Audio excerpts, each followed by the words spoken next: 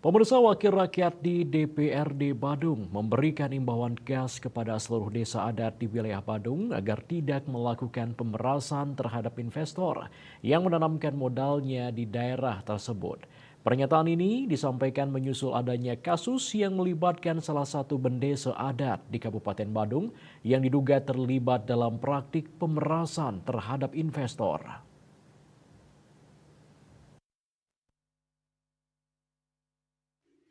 Ketua DPRD Badung Putu Parwato menekankan pentingnya fungsi desa adat yang harus dijalankan sesuai dengan peraturan dan ketentuan yang berlaku.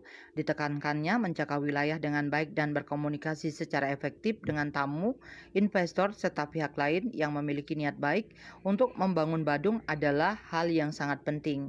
Ia juga menekankan bahwa setiap niat baik dari investor untuk berpartisipasi dalam pembangunan daerah harus dikomunikasikan dengan baik tanpa ada unsur pemerasan.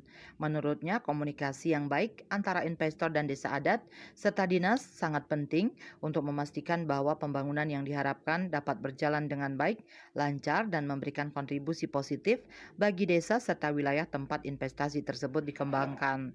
Imbauan ini diharapkan dapat menjadi pedoman bagi seluruh desa adat di Badung untuk menciptakan iklim investasi yang kondusif dan menghindari tindakan-tindakan yang dapat merugikan investor maupun masyarakat setempat.